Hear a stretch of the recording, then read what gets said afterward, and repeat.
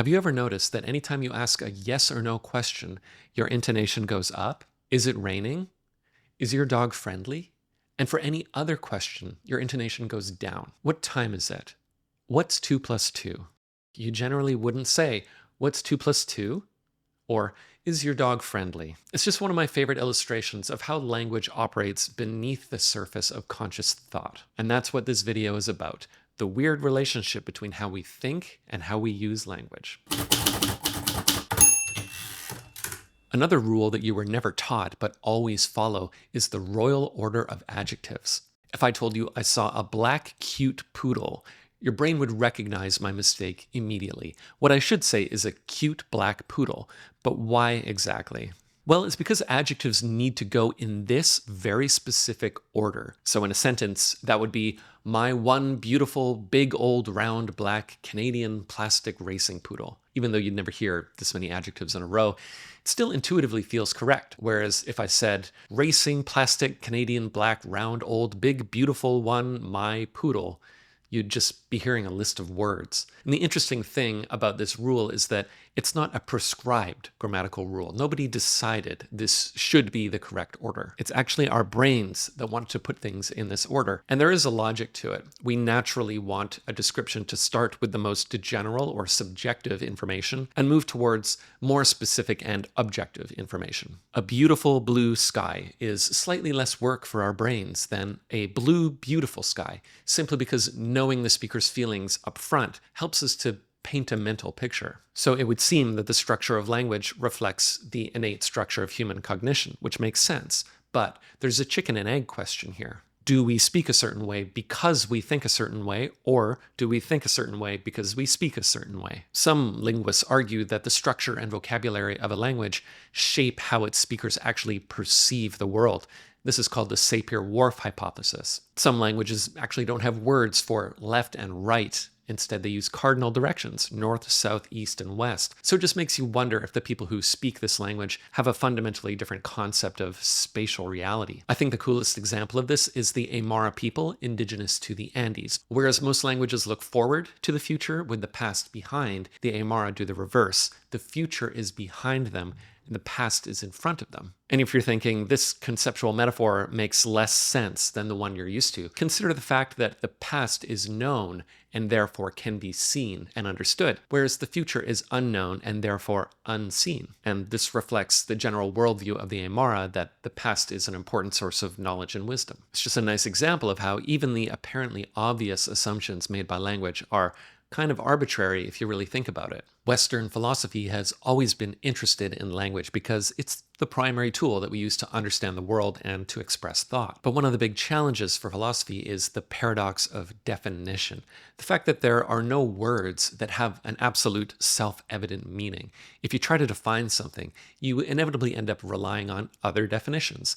And this becomes an infinite regress. So what is reality? Well, it's everything that exists. Okay, what does it mean to exist? Well, it means to have objective being. What does being mean? It refers to something that's real, not imaginary or illusory. All right, what does imaginary mean? Something that exists in the mind, not in reality. So it just kind of takes you in circles because there's no foundation of objective meaning. If you've ever been frustrated reading philosophy, it's not only because the writing is dense and obscure, it's also because language itself is recursive in this way. Language seems to delimit the boundaries of human understanding, and this means a lot of philosophy is just kind of circular. This led the philosopher Ludwig Wittgenstein to his famous formulation, whereof one cannot speak, thereof one must be silent. In other words, some things are simply beyond the ability of language to express. So the real question is, if somebody ever did discover the answer to the great mystery of existence, would it even be possible to express that answer in English or any other language? Or would it have to be expressed using some more abstract system of representation? Actually, the closest thing we have to objective meaning in language can be found in phonosemantics, the idea that some words might ultimately derive their meaning from sound and how they feel in your mouth when you say them. Words that express ideas relating to nasal sensation often start with the letters SN, so you get sniff, snort, sneeze, snore, snout, snarl. Try saying a word that starts with sn, and pay attention to how your tongue blocks the air in your mouth to produce a nasal consonant, sn. You actually have to kind of snarl to say the word snarl. You can also try this with words that start with G and L.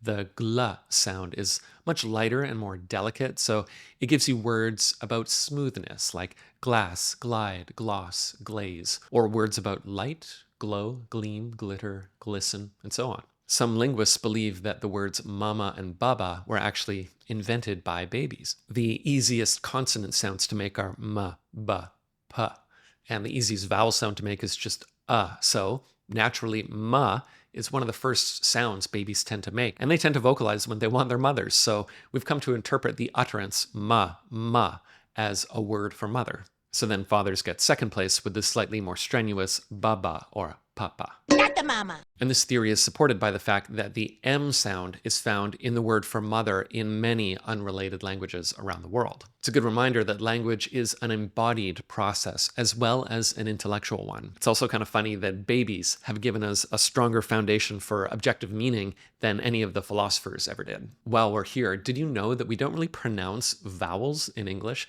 at least not as often as you might think? So check it out. Try pronouncing America. You're not actually making an A or an I sound when you pronounce these syllables. The sound you're making is called a schwa, a neutral vowel sound, and it's the most common vowel sound in English. Now, you generally do this on unstressed syllables. So when your tone goes up to stress the second syllable, you do articulate the letter E, in this case, America, Canada, banana.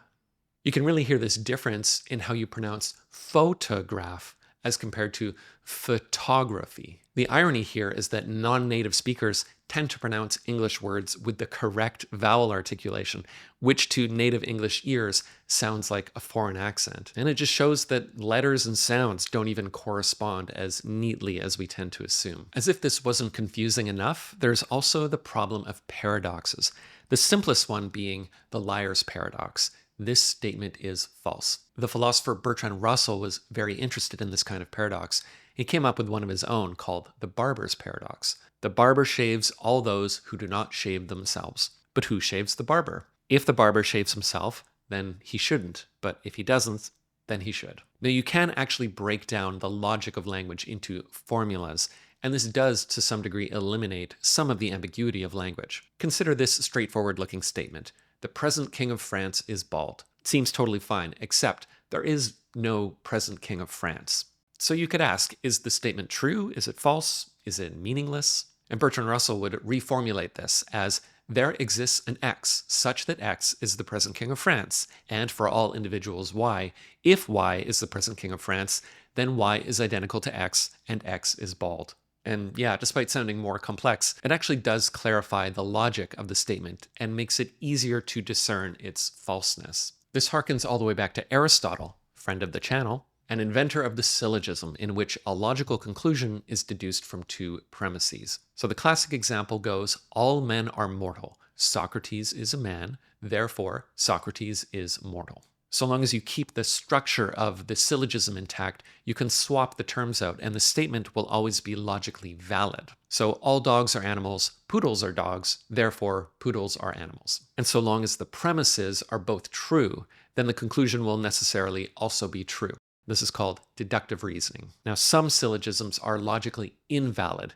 Consider this one. All cats are mammals, all dogs are mammals, therefore all cats are dogs. This syllogism illustrates a logical fallacy. Just because two things share a common category, that does not mean that they are the same thing. And Aristotle's point here is to show that an argument can be illogical even if its conclusion is true. So if I take this invalid syllogism and swap out the terms, I could say, all poodles are mammals, all dogs are mammals, therefore all poodles are dogs. And I do end up with a true conclusion, but that does not mean that my logic is valid. If you think all of this is a bunch of intellectual babble with no real-world consequences, take a listen to what Bill Clinton had to say back in 1998 when he was asked during a legal deposition about his relationship with Monica Lewinsky. And his famous reply was, it depends upon what the meaning of the word is. Yes. And if you're thinking, hey, that's just Slick Willie up to his usual tricks, You're not wrong, but also he kind of has a point. Is does not have a precise meaning. I mean, yeah, you can say it's the present tense of the verb to be, but does it refer to this precise moment, like it is 4 o'clock? Or does it refer to an eternal state of being, like the sky is blue?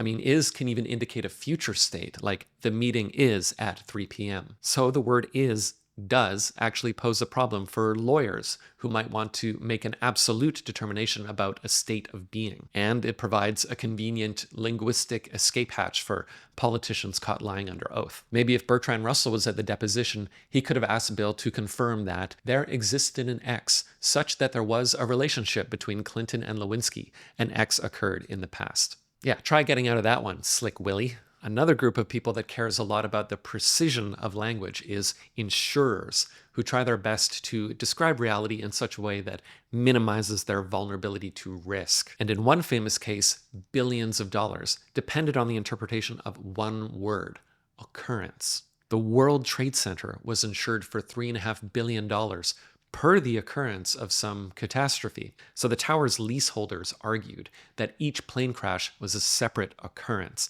warranting two separate insurance claims, while the insurer argued that it was one occurrence because it was a single coordinated attack. And English language, unfortunately, could not supply an absolute definition of the word occurrence that would have provided clarity on this question. So in the end, some insurers paid once and some paid twice. And despite the immense financial and legal consequences of this dispute, there was never any resolution on the definition of the apparently simple word occurrence. And I think that's a fitting conclusion to this video, because for all our efforts to understand language and map it onto our experience of reality and to derive meaning from it, the bottom line is that language is as elusive as consciousness itself, and it probably always will be. I do have a Patreon if you enjoyed this video and you want to support my work. Thanks for watching, and I'll see you on the next one.